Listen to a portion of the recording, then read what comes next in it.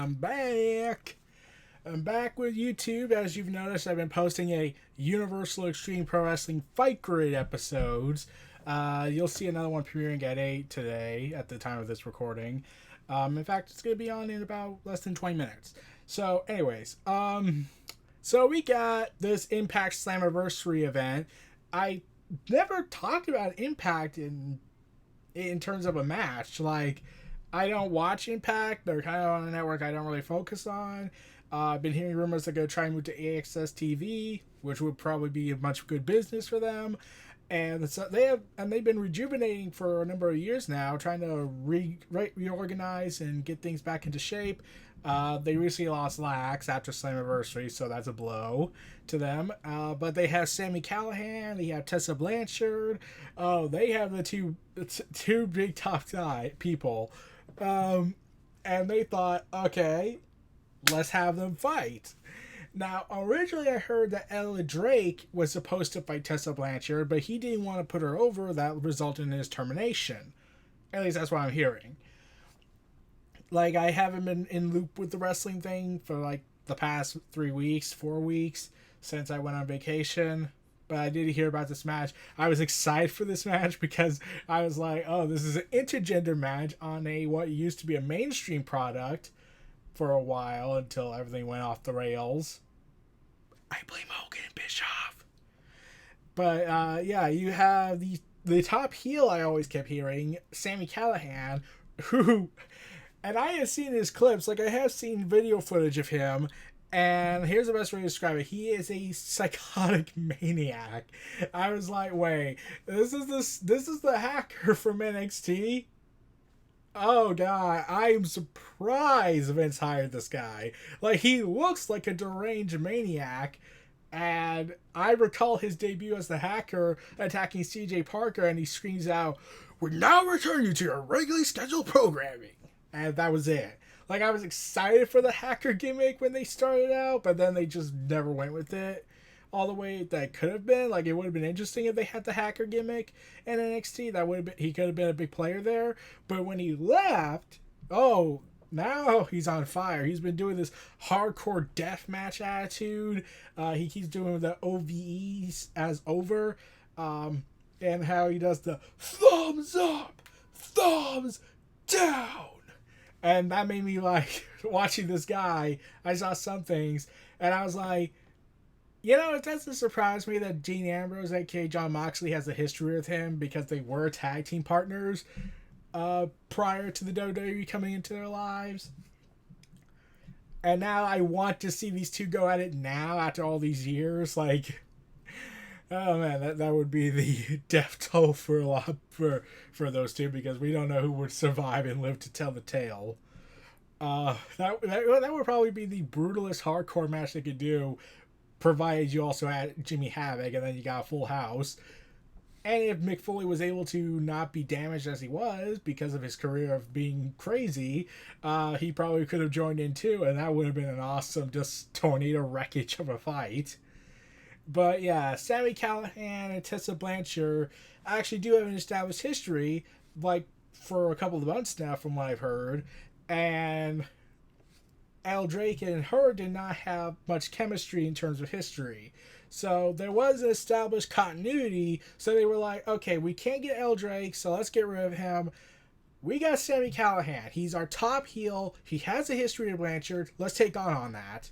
And we get this intergender match between Sami Callihan and Tessa Blanchard. And everyone was excited for this. Like, I saw Tessa Blanchard in the Fatal 4-Way Women's match at All In. That was my first experience of her, and that was a pretty phenomenal match.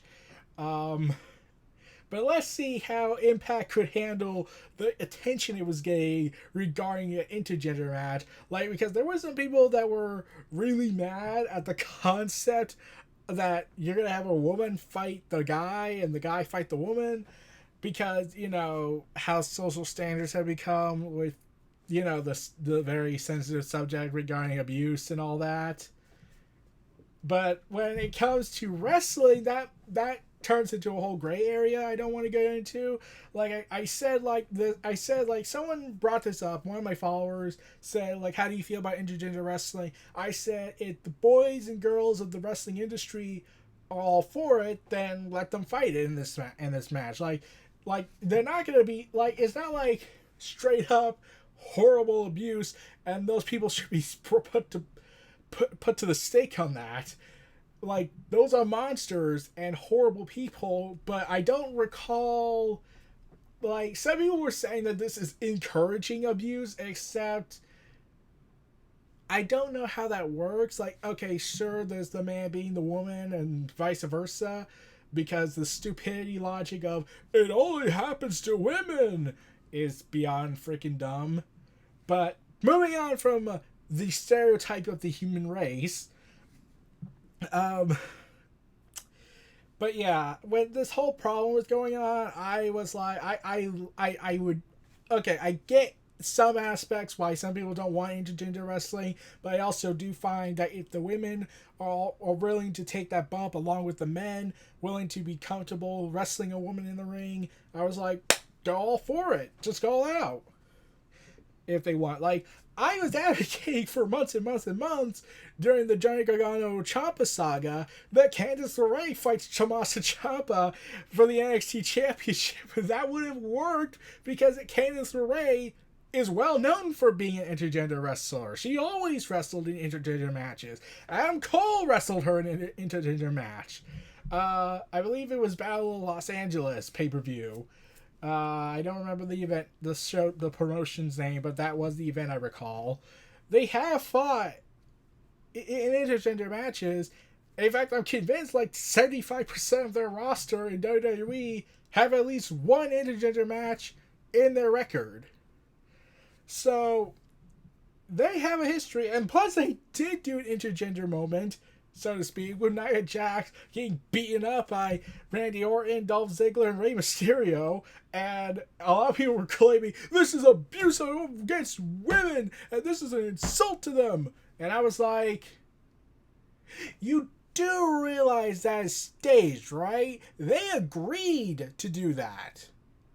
I'm like, they didn't lie to the talent, say, hey, Nia Jax is going to beat you all up. Okay, guys, you're going to beat up Nia Jax. Because that would be beyond freaking dumb. Like, it's not like they have lied to their talent before, but when it comes to a sensitive subject like this, they would likely keep track of trying to get everyone on the same page on this. Because the last time they lied to their talent, Brock Lesnar was Money in the Bank champion.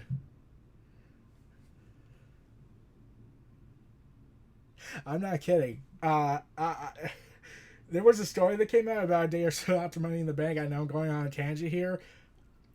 They were all told, including the winner, the would-be chosen winner, Mustafa Ali, because I'm not calling him just Ali because that's just beyond freaking dumb to shorten his name, that he was originally supposed to win that match. And then Lesnar is told, oh, you're going to win the match. They don't know it yet. We want to keep a surprise. Which means you lied to your roster, told them, oh, Ali's going to win. And what did Ali get in the end? Oh, he got his mouth busted open. You got 2 cameramen injured. And Lesnar is a reckless endangerment to everyone in the industry. Bra fucking Bo. Vo. Whatever. So, moving on from that rage I had that day. In fact, I haven't watched WWE even before vacation. I stopped watching WWE because I was like, you can't be seriously pissing everyone off for this. Seriously hoping after Extreme Rules things are fixed, with Paul Heyman and Eric Bischoff running things after Extreme Rules, I'm hearing. But anyways, so we get this match between Sami Callihan and Tessa Blanchard set for Slammiversary, and I hear that it's going to be the main event. So they're clearly building something with this. So let's get into it. Sami Callihan and Tessa Blanchard, I saw some of their videos of their fights, and I was like, so we're actually getting intensity, we're getting actual character development, we're actually getting motivation, and we're even hating the heel and not cheering for the heel because we like the heel so much.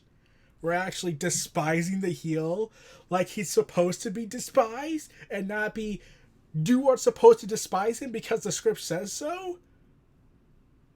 We're doing something right, Impact.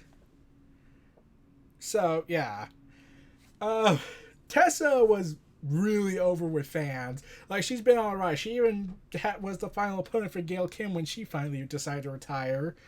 So that should say they want to build Tessa Blanchard really high. Like they see her as a top star, and oh man, I could see what happened. I could see what they were saying when I was watching the match because it was freaking awesome.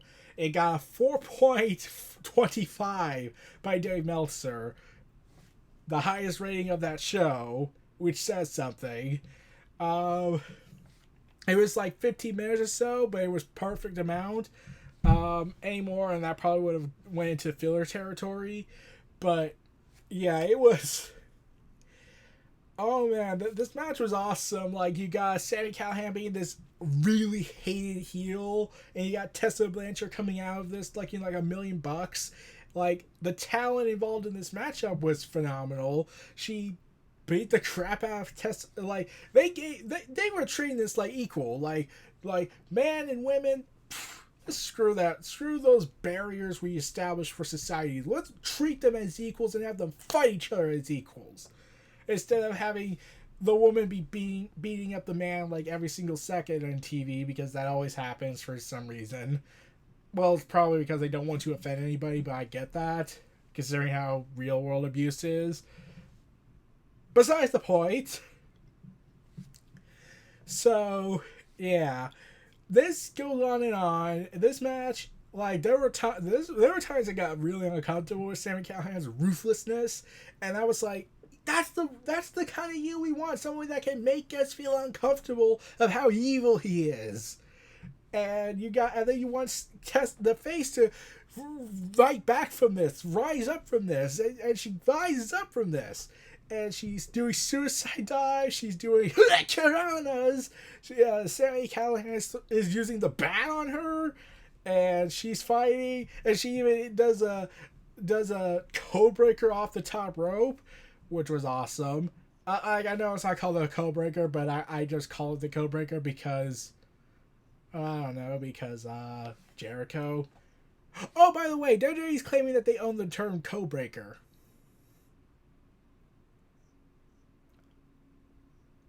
What? You're going to really say to all of us, Vince, you owe the word codebreaker in your trademarks?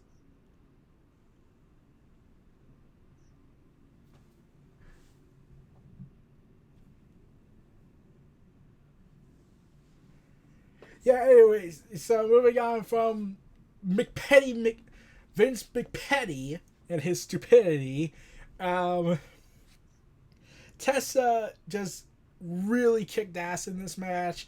But surprisingly, considering all the stories we got regarding her and El Drake, you would think that Tessa was going to win.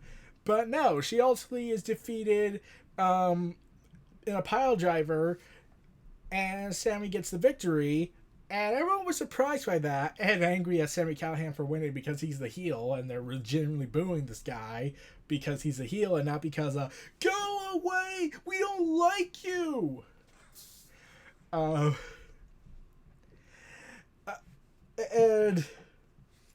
then we get this moment that hints at something and really shows that, yeah, we're gonna make her a winner even in defeat. Sami Callihan looks like he's gonna use both bats on her. Instead, he gave Tessa the golden bat that she brought out as a sign of respect and lets her have the ring, have her moment as he leaves the victor. But ultimately, Tessa, the main focus of this match and the show was really Tessa Blanchard because of her ascension to superstardom. And I was like, they have found a really, really cool diamond. Like, she is called the Diamond for a reason.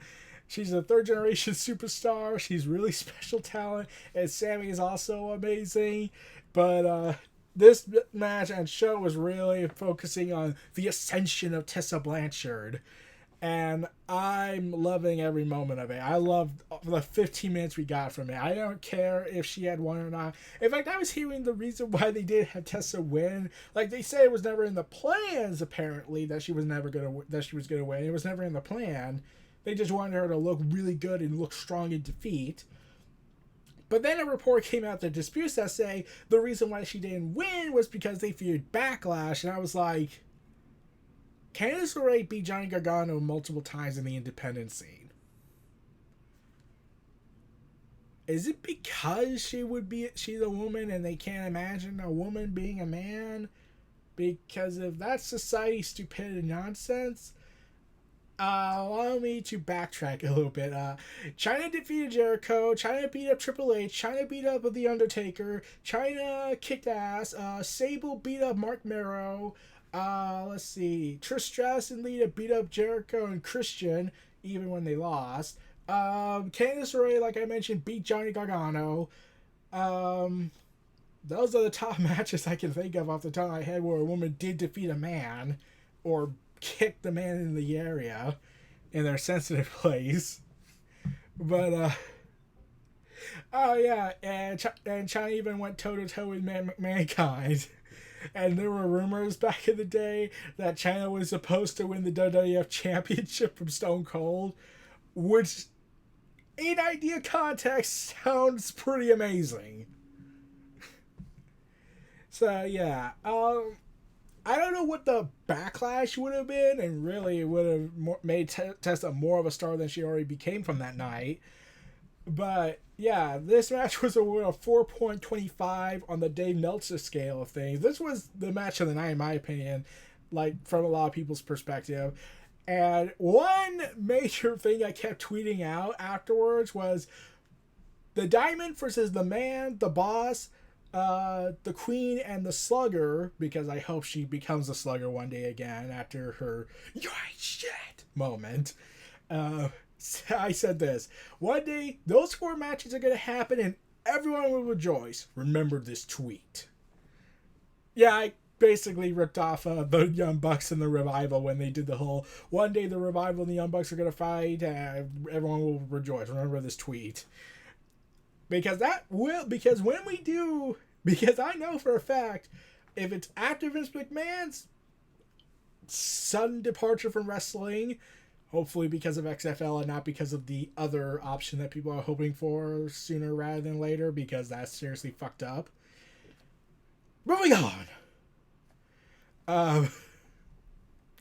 So anyways, as I was saying, because if Triple H is running the company and he allows unrestricted wrestling at times, provides within the sponsor barrier, I will believe that Tessa Blanchard will main event WrestleMania with either of those 4 women, or hell, 4 times in a row. I'll be all for that, so long as we get quality wrestling and storytelling.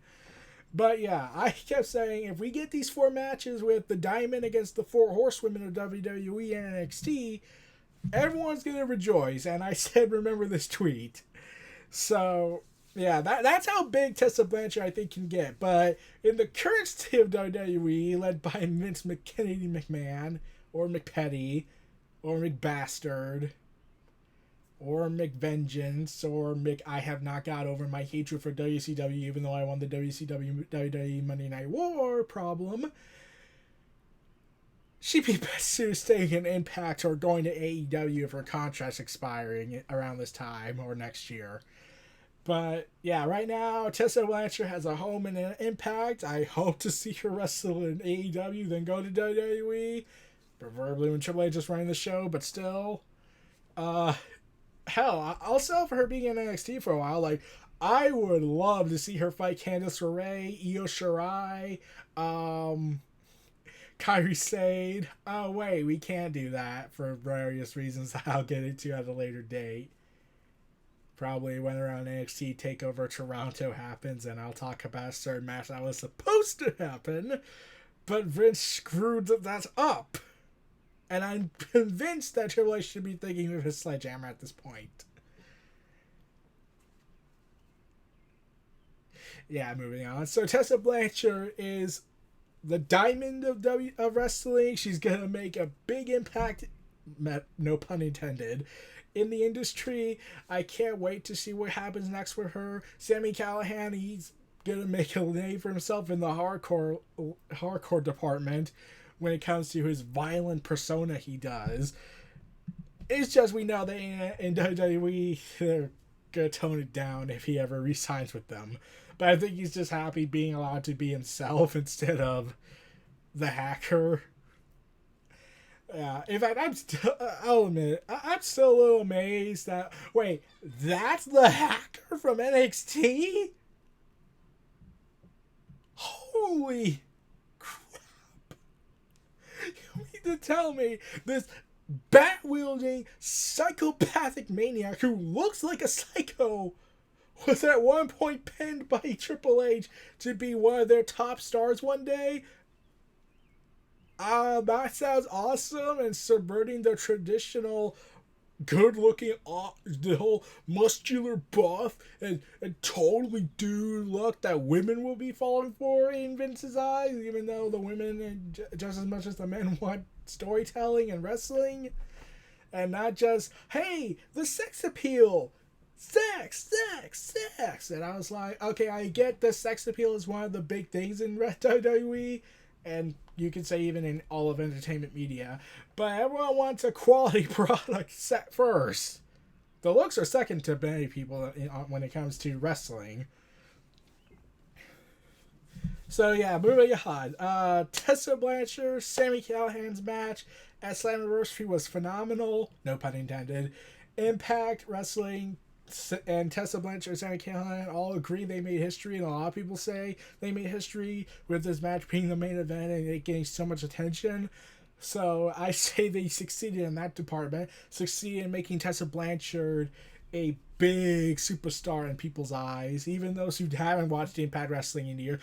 I have not watched Impact Wrestling in years, but when I heard Tessa Blanchard, who I saw it all in, was like, wait, she's going to fight Sami Callihan, who I have heard has been doing crazy stuff. They're gonna wrestle? You gotta check this out. I've been watching Impact since the whole Immortal storyline. Yeah, I know that's pathetic, but still. So that should say, yeah, Impact succeeded here. So those were my thoughts on Sami Callihan versus Tessa Blanchard at Slammiversary 2019. This was Neo Reality Entertainment. If you like, comment, subscribe, and donate. STT for more, and it's good to be back full time.